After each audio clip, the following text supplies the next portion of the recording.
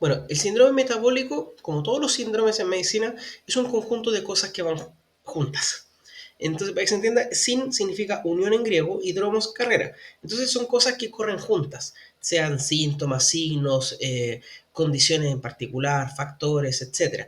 Y cuando las cosas van juntas, a los médicos nos permite tomar ciertas conductas o ciertos diagnósticos en base a la evidencia. Y en ese sentido, para el médico tiene mucha utilidad el concepto de síndrome. Pero, ¿qué es el síndrome metabólico entonces? Es un conjunto de factores de riesgo cardiovascular o metabólico. Es decir, aquellas cosas que conducen a desarrollar enfermedad cardiovascular y que conducen a desarrollar diabetes. Y específicamente hablando nos referimos a unos factores bien particulares. La obesidad abdominal, que como mencionamos en el video de la resistencia a insulina, es lo que corresponde al 80% de los pacientes con obesidad que en vez de acumular grasa solamente debajo de la piel, también la acumulan en el abdomen, en los tejidos internos donde no debiera haber grasa, como por ejemplo hígado graso. También tiene como factor de riesgo para desarrollar síndrome metabólico la hiperglicemia, es decir, valores elevados de azúcar en sangre, dislipidemia, es decir, niveles alterados de grasa en sangre, e hipertensión, que son niveles elevados de tensión arterial o presión arterial.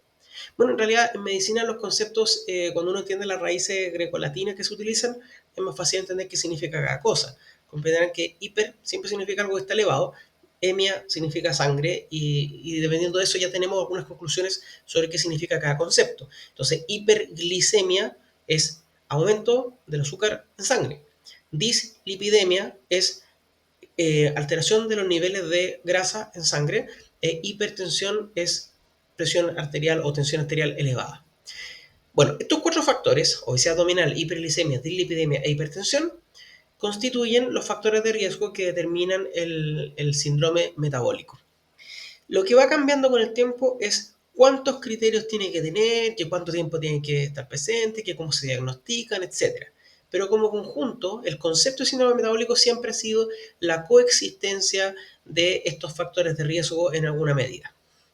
Ahora, ¿cuál es el problema con la controversia del síndrome metabólico? Porque, por ejemplo, en lo personal yo no lo diagnostico, no le digo al paciente usted tiene síndrome metabólico, porque en lo personal yo tengo una postura más cercana a lo que se está planteando ahora por la Asociación Americana de Diabetes y de la Asociación del Estudio de la Diabetes, o sea, la Asociación Europea del Estudio de la Diabetes, en que se está cuestionando la utilidad real de la existencia del concepto de síndrome metabólico. ¿Y esto a raíz de qué? A raíz de que el riesgo cardiovascular asociado al síndrome metabólico no es mayor, o por lo menos no es significativamente mayor, que la suma de los riesgos de las enfermedades en forma aislada. ¿Ya? Entonces, para que se entienda la idea, es mejor quizás hablarle a un paciente de decirle que tiene dislipidemia y tiene hipertensión, en vez de, o sea, que tiene obesidad, hipertensión y dislipidemia, que decirle que tiene un síndrome metabólico. Porque en la práctica, las tres condiciones que describí anteriormente se manejan en forma independiente de todas maneras. O sea, no es que porque se llame síndrome metabólico cambie la conducta, porque al final de cuentas el tratamiento sigue siendo indiferenciado. O sea, el tratamiento no es específico del síndrome metabólico.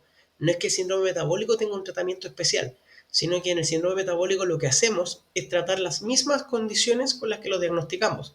Entonces, para que se entienda la idea, es como, ya, el paciente tiene dislipidemia, hipertensión y obesidad. Ahora que ya configuré el diagnóstico de síndrome metabólico, ¿qué voy a tratar? ¿Voy a tratar el síndrome metabólico? No. Voy a tratar la hipertensión, la dislipidemia y ¿qué fue lo que dije? Y la obesidad. Entonces, las voy a tratar de todas maneras como condiciones aisladas. Y en ese sentido, como el tratamiento no cambia, como el factor de riesgo, o sea, el riesgo cardiovascular es el mismo que de las enfermedades aisladas, llama la atención si realmente vale la pena hablar de síndrome metabólico como algo aislado. Pero también hay consideraciones de por qué sí debería existir como concepto. Y yo creo que la causa más común bajo la cual deciden llamarlo eh, como tal, o sea, como considerarlo como una enfermedad aislada, es que se permite identificar a pacientes que requieren un manejo más agresivo, es decir, pacientes que en la práctica tienen más riesgo que otros.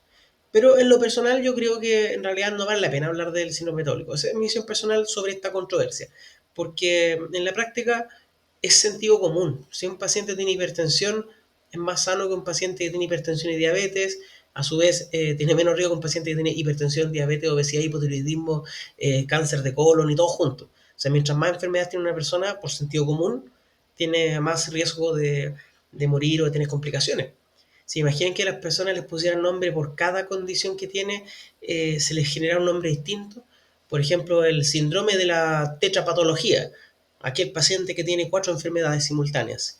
O el síndrome de la tetrapatología alopésica, el paciente que tenga 4 enfermedades y además tenga alopecia. O sea, sería un poco absurdo, en mi opinión. Entonces, en ese sentido, yo no estoy a favor del concepto de diagnosticar el síndrome metabólico. Yo prefiero diagnosticar las condiciones cuando se determina una conducta específica, ¿ya? Y en ese sentido, prefiero tratar el diagnóstico por las enfermedades aisladas, porque sí que hay una diferencia entre el paciente hipertenso y el que no es hipertenso.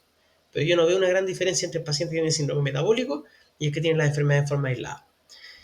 Y bueno, ya que lo mencionamos, en la práctica el síndrome metabólico sigue siendo una de las tantas condiciones gatilladas por o generadas por malos hábitos de vida saludable.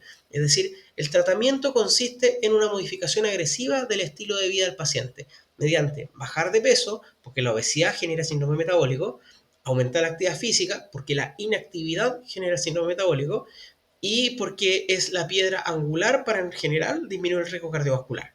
Pero si se han dado cuenta en los videos que hemos publicado sobre este tema, o sobre estos temas de enfermedades cardiovasculares, al final todo converge a lo mismo.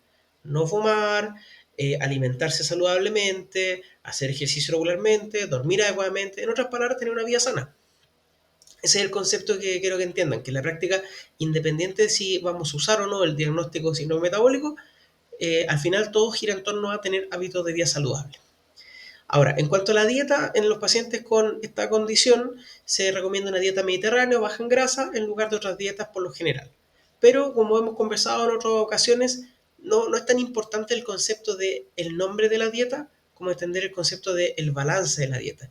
Tiene que ser una dieta con la cantidad de calorías adecuada, es decir, no tantas como para que suba de peso, eh, pero tampoco tan pocas como para que el paciente se desnutra. O sea, tenemos que llegar a un peso adecuado para la estatura, para la composición corporal de cada paciente.